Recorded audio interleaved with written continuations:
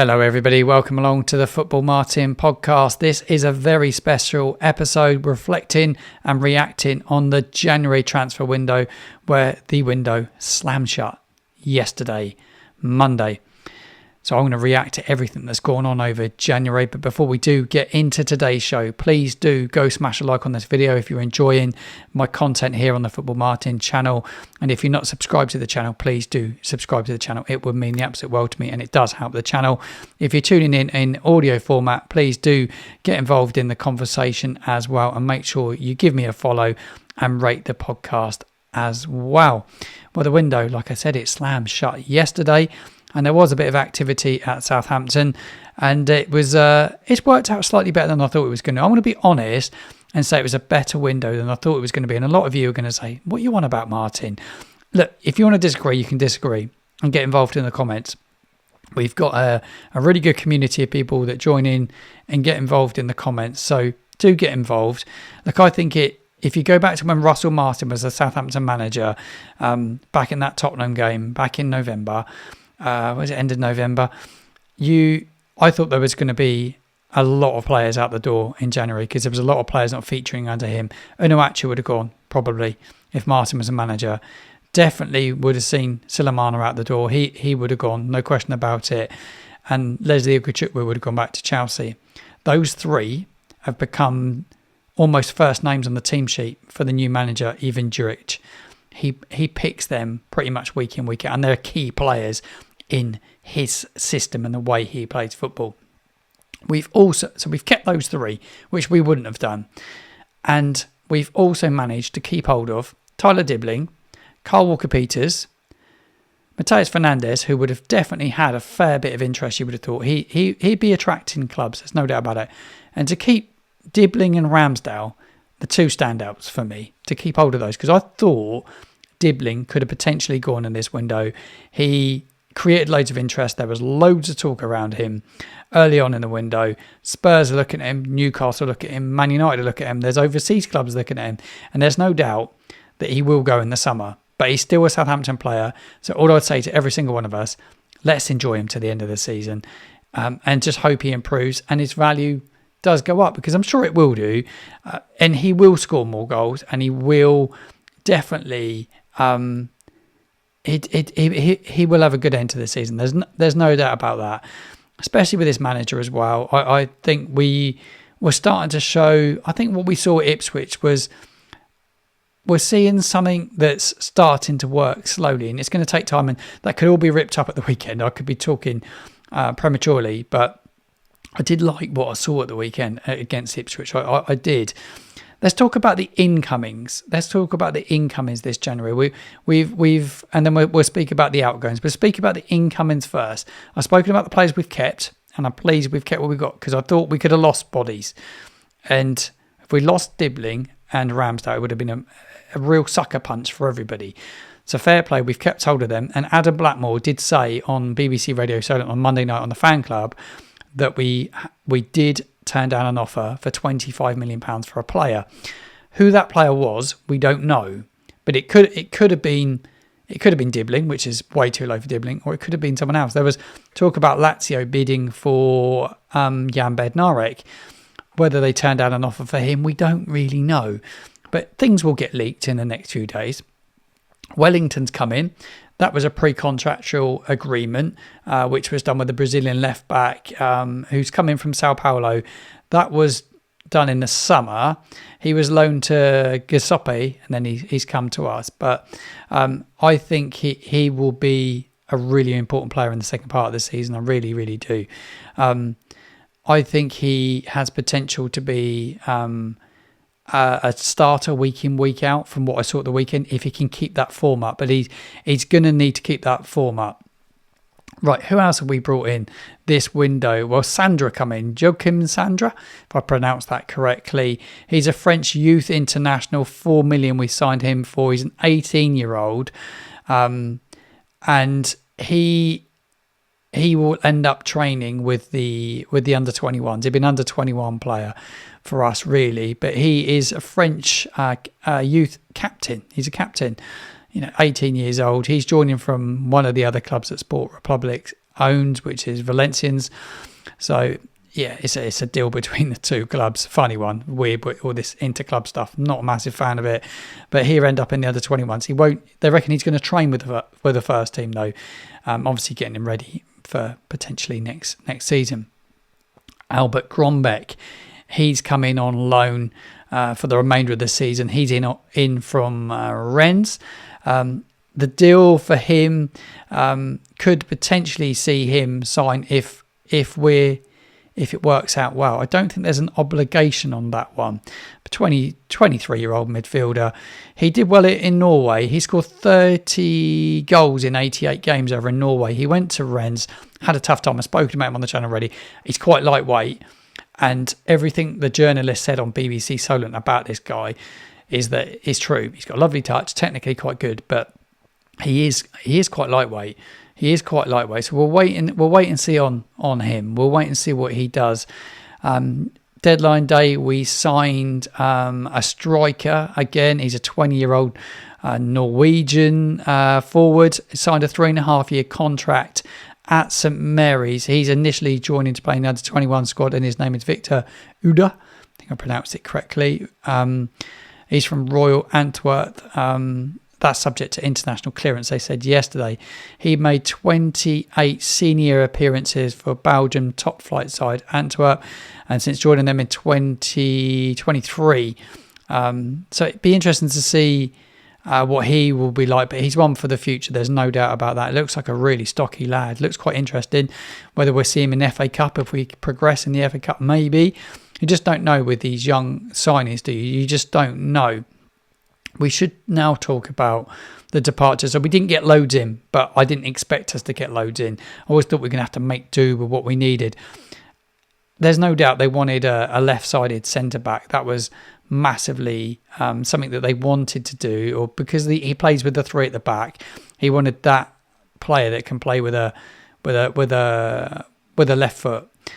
Used Joe Aribo at the weekend because he didn't really fancy using Armal Bella-Kotchap, who's better on his right foot, which is I can get why he did it. The manager will probably start with him as well against Burnley, I think, at left centre back. We were going to sign a centre back which fell through. There was a U-turn at the last minute. Celia, he was going to sign for us on loan. I think that was a loan with an option to buy or an obligation, I think it was, to buy. But it didn't happen in the end, that one. He was going to go to Italy, to Parma, and that fell through. So he's ended up staying at Strasbourg. Was it at Strasbourg? And he ended up staying there in the end. So he didn't go anywhere. So we didn't get that centre. I thought we needed another centre back because of the injuries with Harwood Bellis. Stevens were a little bit lightweight there now, especially when wanting to play three. I thought we probably, where he doesn't fancy Downs, we go and get another midfielder. We haven't done that. Probably needed a striker. There are three we needed to really strengthen. We haven't been able to do. Let's talk about the outgoings now. And we'll go right back to the start of the window. The first day, Ronnie Edwards went out on loan to QPR. He's getting some good game time there. I think that's good for him. I said it at the time. Ben Brereton Diaz, Sheffield United on loan. There's an option to buy him. I don't think we'll see him in the Southampton shirt again. He scored at the weekend. Surprise. Maxwell Cornet, he come in the summer. He went out as well. So that's three from the summer that have gone out already. That was a termination, though, that one. So his contract with us has been terminated. He was on loan from West Ham. Shay Charles come back, but obviously went back out on loan to Sheffield Wednesday. Southampton renegotiated that. I thought we might have kept him because we're a little bit lightweight in that midfield. We may regret that one, by the way. We may regret that one, but he's doing really well at Sheffield Wednesday, and I don't think he wanted to come back anyway. Dominic Ballard, he's gone to Cambridge on loan. Joseph O'Brien Whitmarsh, he's gone to Accrington on loan. Gavin Bazunu went to Standard Liège on loan. Good for Bazunu, really pleased for him. I think that's a good move for him. He needs to go and play football now, Gav. That was a big injury that he suffered, a really big injury, and it was always going to be a long way back. And I think there was a link with the Man City. Somebody he worked with at Man City, maybe the manager, is working there in recruitment. So you can see the link up there, and he gets to go to another country. Young man that gets to go and play in another country. I think he'll be our goalkeeper next season. Pleased that he's going to go and get some football under his belt and hope he recovers well. But he done well in the 3 under-21 games he played. he did really, really well. So fair play to him. I think he'd do well. And then we have one shock. Well, we have two more that went out, but I want to talk about the big shock. Sam Amiao leaving. That was a shock for me. I didn't expect Sam to leave. I really didn't expect him to go. And everybody, I thought Sam would stay with us. I really did. I thought he was one for next season. He's a really, really good young talent. There's no doubt about that. He's a brilliant, brilliant young player. But whether he had his head turned by his agent, who knows? He could have done. You just never know, do you, with football? Football's a funny thing. And agents get involved and there's money involved, and football's not as nice as you'll think it is from the outside. When you're involved in the game, you can't trust anyone in football, as they say, and that is something they talk about. But Sam was a talent I was looking forward to seeing in the Championship, and I thought he was going to be a really big player for us next season. I really did. I thought he was going to be a special player, but he's gone to Strasbourg. That's a loan move, like I said yesterday on the transfer show. He's gone to RC Strasbourg, and they have an obligation where they have to buy him. So he's joined the Ligue 1 side for the remainder of the season, and they have to purchase him at the end of the season. So we won't see him in a Southampton shirt again, and I feel sad about that because I think he had a lot to offer. It's a funny one, and a lot of fans are not happy about it at all. I did miss a player out. I'm on the club's website as I'm recording this. Saints loan youngster Malak from Gasope as well. So another player that's come in, another 20-year-old that's going to be developed. He's on a 6-month loan, by the way. So that is another player in that I missed. I missed that one off. I think I've covered everybody that's come in. There wasn't loads, was there? We're dealing with the outgoings, obviously. And then the final one came today with Adam Armstrong. And it's a big talking point, isn't it? And it will split opinion, and it will divide opinion. Adam Armstrong joining West Bromwich Albion. He gets to go and link up with a man that he knows very well. But the club's website said Adam Armstrong completed a loan move to West Bromwich Albion for the remainder of the season. The Saints striker joins the Championship club, who are currently 6th in the table, for the final months of the 24-25 campaign. I think he's going to do great there as well. He will go there and he will score goals. There's no doubt about that. He links up with Tony Mowbray, who he knows well from his time at Blackburn Rovers. And funnily enough, Tony Mowbray's brother works at Southampton Football Club as well. Darren works at Southampton, and if he is solely responsible for the recruitment at Southampton Football Club, he probably does need the sack, in my opinion. He has not done a very good job at all. Whether he's solely responsible for it, I don't know. I don't have any inside sources, but look, he's had a really, really poor time with the recruitment at Southampton Football Club, and we will go back to the summer at the back end of this podcast, but I'm going to focus upon Adam Armstrong leaving the football club, and it does divide opinion because a lot of people feel they would have liked him to stay and be with us next season, which he could well do, come back and play for us next season. I have a big question mark whether he have the hunger to come back and do it next season. Will he have the belly and the stomach to come back and do it again? He was unbelievable last season. 24 goals he scored, and I haven't got the goal contribution stats in front of me, but it was ridiculous. He was the standout performer for Saints. He picked up every award, Player of the Year for the Players' Player, Fans' Player of the Year. He scored the winning goal against Leeds United and give us, without doubt, the best day as a Southampton fan in my life. That day at Wembley was the third best day of my life. My 2 daughters being born and Saints winning at Wembley. It was unbelievable, and I got goosebumps when I watched back that goal on X today because it popped up on my social media feed and it still gives me goosebumps. The commentator, I think, is brilliant, Sky, who does those Championship games, and the way Armstrong took the goal, I love him for what he did. I think he's a great guy, and I had the pleasure of meeting him at the Puma event early on this year, early on this season, and he turned around and looked at me and said in his Geordie accent, "It's football, Martin," and I loved it. And we had a little chat and we spoke about that day, and we spoke about being the best days of our lives other than our kids being born, and it was said it was the same for him. It was magical what he did, but in the Premier League he has struggled. Let's be honest, he's not scored enough goals.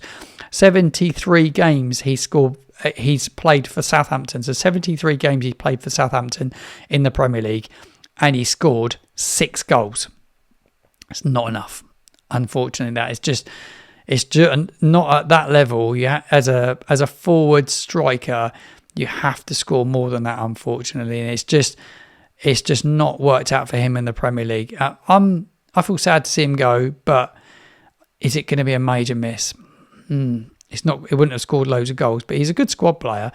But if you look at his Premier League history and you go back to 2013-14 was his first season in the Prem.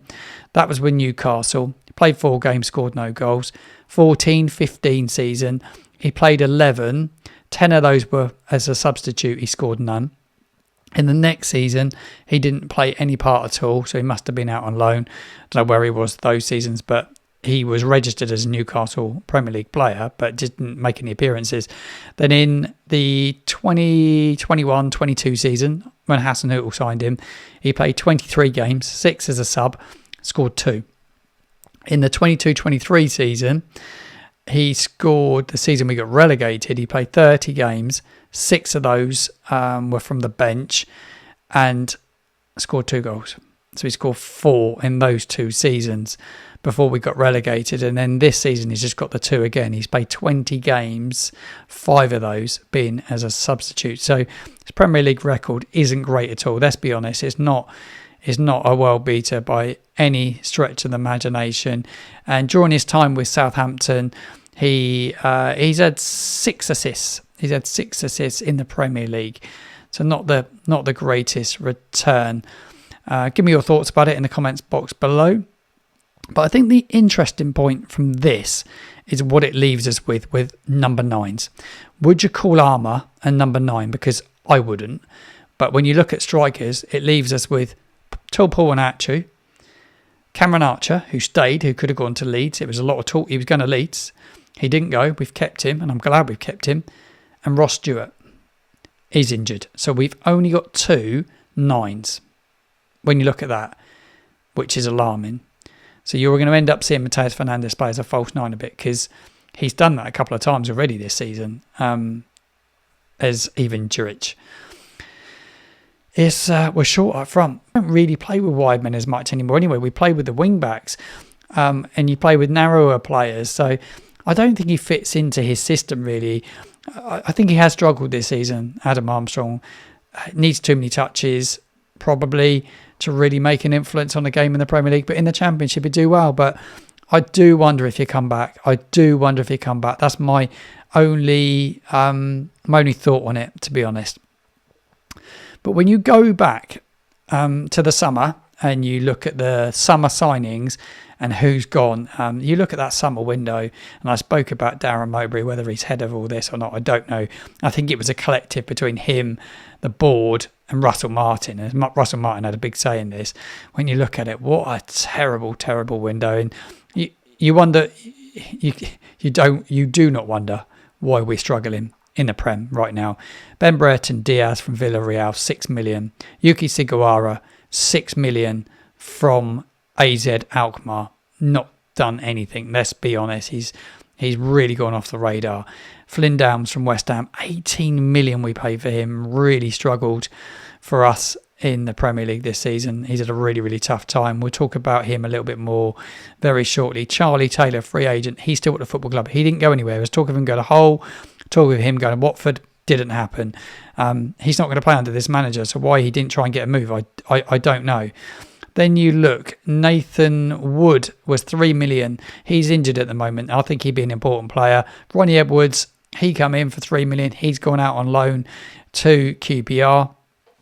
Then we had Taylor Harwood-Bellis, 20 million we spent on Taylor Harwood-Bellis from Man City. He's really struggling and he's injured. And Adam Lallana was a free agent from Brighton and Hove Albion. And when you look at that, it was a disastrous window, really.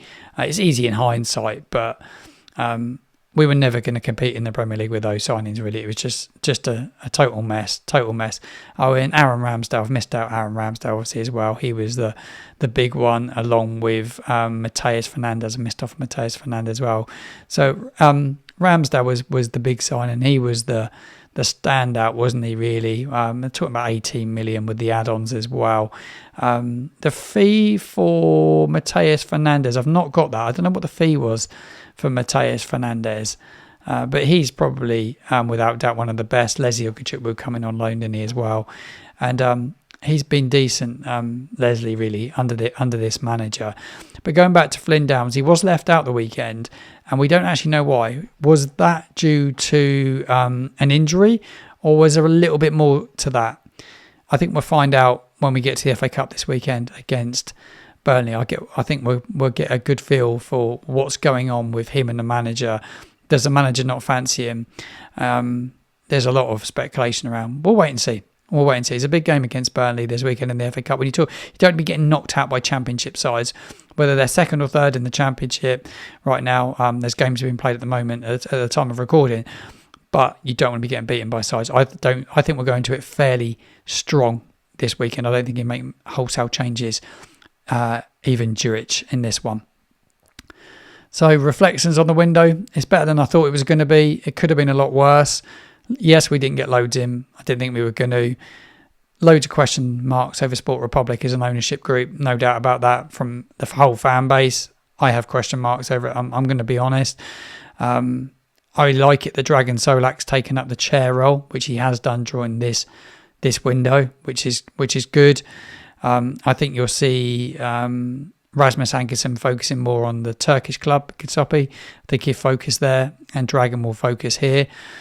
Whether they're going to bring in this sporting director, not looked that when it's announced, but we'll take a deeper dive into it once that's done. That there's a lot of talk of that happening.